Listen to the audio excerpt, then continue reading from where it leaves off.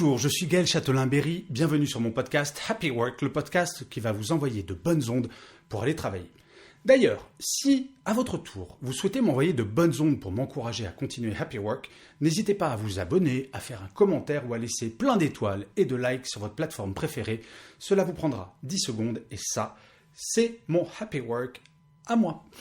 Pour cet épisode, je voulais vous parler d'écoute, de la capacité que nous avons ou non à écouter notre collègue, notre boss, notre collaborateur ou notre collaboratrice.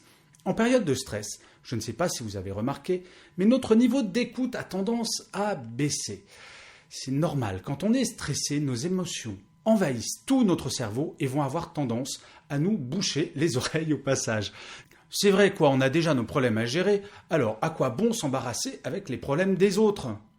Une fois, j'ai même entendu un manager dire à son équipe qui se plaignait d'avoir trop de pression « Oh, écoutez-moi bien, j'ai mes problèmes à gérer, vous avez les vôtres, chacun ses problèmes, venez pas m'ennuyer avec les vôtres. » Et je vous assure que « ennuyer », c'est la version polie de ce qu'il a dit. Oui, alors, quand on en arrive à dire ce genre de choses, c'est qu'on n'a pas bien compris son rôle de manager, en fait.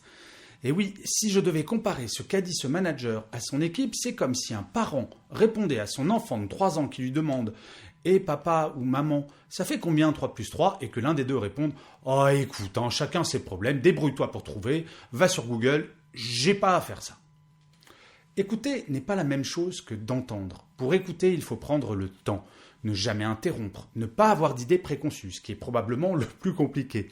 Une écoute active, c'est avant toute chose une écoute bienveillante, fondée sur la volonté de comprendre. Plus la période que nous vivons est stressante, plus nous avons besoin d'être écoutés par les personnes qui pourraient, selon nous aider. Vous avez déjà été coincé dans un train en race campagne ? Vous vous rappelez de cette époque pas si lointaine où le train s'arrêtait, que le conducteur ne donnait aucune information et que le contrôleur vous regardait avec des yeux désespérés de ne pas pouvoir vous dire quand on repartirait. Vous aviez beau demander avec insistance, aucune explication. Donc, on attendait, et plus on attendait, plus on s'énervait. Et plus on s'imaginait petit à petit que nous allions bientôt entrer dans la catégorie des naufragés du rail. Et bien maintenant, quand cela arrive, notamment sur les grandes lignes, dans la minute, le conducteur vous dit ce qui se passe, combien de temps il pense que cela va durer, et avec exactement le même retard, l'énervement qui est le nôtre, je ne dis pas qu'il disparaît, mais il est moindre. Quand quelqu'un a un problème, écouter, c'est le début de sa solution. Alors ce que je vous raconte, c'est une évidence quand il s'agit de l'écoute qu'un manager doit avoir vis-à-vis de son équipe. C'est limite une obligation professionnelle.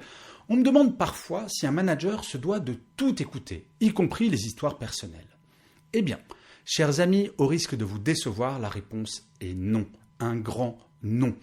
Au même titre que le pro ne doit pas rentrer dans la sphère perso, le perso ne peut pas rentrer dans la sphère du pro. Le manager n'est pas une nounou. Par contre, il doit faire preuve d'empathie.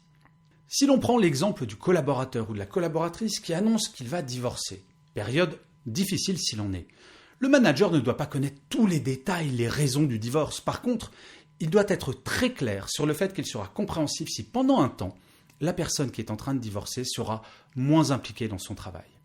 Écouter est fondamental, surtout en temps de crise comme actuellement.